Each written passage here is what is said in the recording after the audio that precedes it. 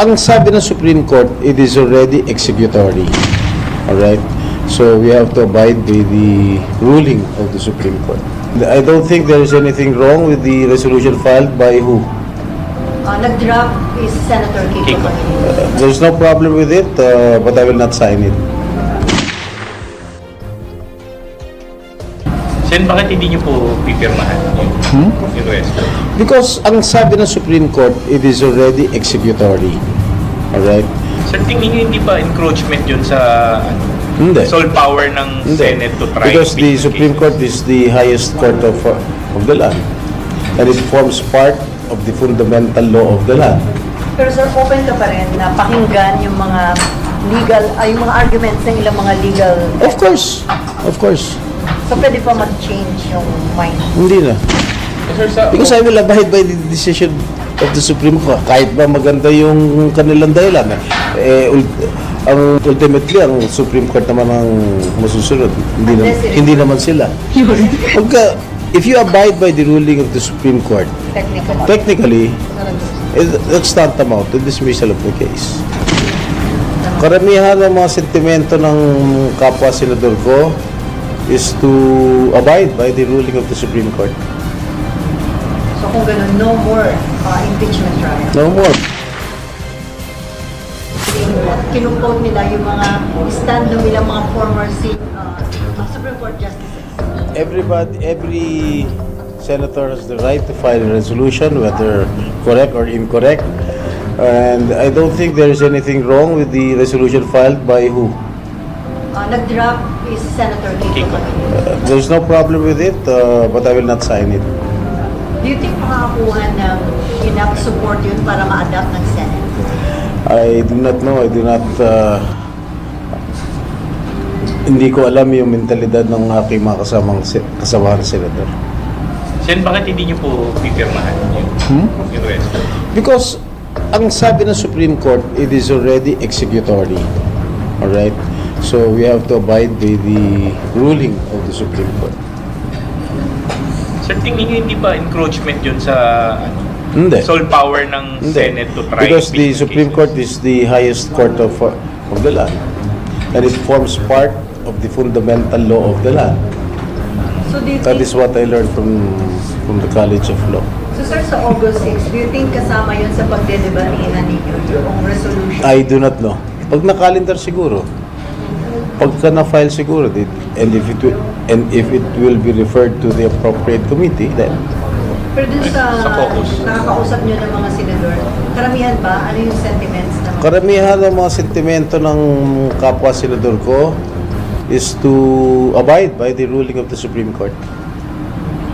So kung gano'n, no more impeachment trial. No more. Because ang sabi ng Supreme Court, sa desisyon ng Supreme Court, ang sabi ng Supreme Court, the Senate has no jurisdiction already. Dahil unconstitutional nga yung final ng House of Representatives. So, we do not have any jurisdiction anymore. And the Senate will not convene as an impeachment court because we do not have any jurisdiction anymore. Pero sir, open ka pa rin na pakinggan yung mga legal, yung mga arguments ng ilang mga legal... Of course. Of course. So pwede pa mag-change yung mind. Hindi na. Sir, Because I will abide by the decision of the Supreme Court. Kahit ba maganda yung kanilang dahilan.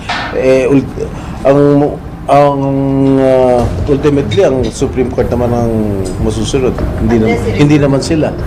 Unless, pag nag-file ang House ng MR at ma-reverse, that's the time we will abide by the ruling kung ni-reverse ng Supreme Court. hintayin niyo ba, sir, muna kung mag-rule yung SC doon sa MR? Hindi na. We will already decide on August 6. Mabobotohan na. Yes. Whether to abide or not to abide. Sir, magbobotahan kayo as a legislature. Sir, kung abide pero hindi dismiss. Para na rin yun. Pagka, if you abide by the ruling of the Supreme Court, technically, it's tantamount to dismissal of the case. Pero di-decision. Well, I'm not a lawyer, pero yun ang interpretation ko, ha? Sir, magdi-decision kayo as a legislative body, hindi as an impeachment. Yes. No, not as an impeachment court. Dahil we will never convene again as an impeachment court dahil wala na nga kaming jurisdiction. Sayang yung room. Souvenir. Ha? Mag-file na lang ulit sila sa susunod na taon? Yes, yun ang sinabi ng Supreme Court, di ba? Mag-file sila sa February 6. Anyway, so, sir, dun sa distribution ng committee chairmanship, marami nagtataka bakit yung Blue Ribbon Committee nabigay kay Marcoleta bukod sa neophyte, Why not? identified siya sa Duterte. There's always a first time. And Senator Marcoleta is highly qualified to head that committee. He being a lawyer, tanggalin mo na yung opposition siya. Sa aking palagay, he is highly qualified to hold that post, to hold that committee. Do you think magiging patas lang siya sa mga... He is fair. With all due respect, si Senator Marcoleta is fair. Kasi pagkaalala niyo, siya lang bang neophyte senator na nag-get? Yeah, sa tagal ko dyan Senado, this is the first time that a neophyte senator in an opposition at that ay hinawakan ang Blue Ribbon Committee. Dapat ba, Pero wala naman sa rules ng Senado na hindi pwede ibigay sa isang neophyte senator. So, meron pa bang ibang express ng interest sa BR? Wala naman sa Blue Ribbon. Wala naman. It was previously held by Senator Pia. Na-request na sila. Yeah, he requested it.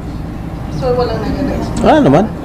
pero yung pag-request niya at pagbigay ng Blue Ribbon, hindi kapalit ng pagsuporta ng Duterte? Walang kapalit yun, walang kapalit. There's no truth to that. Pero sir, dami po na nagsalita si PBBM na gusto niyo maibisigahan yung involved sa corruption, sa mga flood control projects. Dapat ba mag-initiate na agad? Baka maimbestigan ni Senator Marcoleta yan, motu proprio. Moto pro. Yes. Oh. Will It you does not suggest? need a resolution, So sa tingin niyo dapat yun ang unahin ni Marcoleta? palagay ko. At meron akong mga narinig na baka imbestigahan na rin ni Senator Marcoleta. Moto proprio na. Yes, motu proprio. Ano sir yung narinig ko yung mga issues? Yung flood control. Yung mga Hindi yung mga flood control projects, saka yung tubig. Kung ano yung sinabi ni Pangulong Marcos sa, kung ano yung binanggit ni Pangulong Marcos sa SON. Pero di ba maging sakit ng ulo ng leadership at ng Hindi Marcos naman, administration? hindi naman. He's just and fair. So sa tingin niyo, mahusay niya may imbestigahan yung issue ng corruption sa flood control, considering na naging congressman din siya talaga niya. Di, mas lalong maganda, marami siyang alam. At yung mga homester, maraming alam sa flood control. Hindi ko alam. Tanungin mo na si Senator Marcoleta. Sa Senate ba, meron din? Wala. Hindi ko alam. I don't think so. Sir, tingin nyo, the minority bloc now being led by Tito Sen, tingin sir, paano yung magiging dynamics nyo with the majority? Alam mo, matagal ko na nakatrabaho si Tito Sen. Alam mo, very understanding naman si Tito Sen, mapagbigay. And I don't think hindi siya magiging sakit ng ulo ng majority pagdating sa mga plenary debates. Of course, being a member or being a leader of the minority, syempre, hindi mo rin matatanggal sa kanila na magtanong dahil trabaho nila yun ng minority. Yeah. Kasi ako, my first term as a senator, nasa minority ako eh. Ilang taon ako nasa minority. Ilan kayo? Noong panahon ni GMA. President GMA. Ang minority leader namin, Senator Nene. Sir, do you think stable naman yung leadership ni Cheese considering na may 5 minority na panay veteran senator? Yeah, I think so. Eh, nung kay Senate President Mig Zubiri nga, ilan yun? Ang 20. minority? Oh, hindi, dadalawa lang minority. Dalawa minority. O, natanggal pa rin siya. Kaya nga, di ba?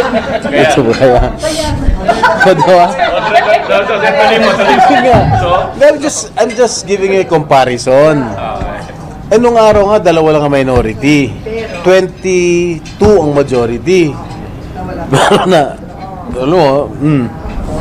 yun na nga yun, di ba? Di ba, natanggal pa rin siya. anything can happen. Anything can happen naman. Kahit bukas, pwede kami matanggal. Alam mo yun?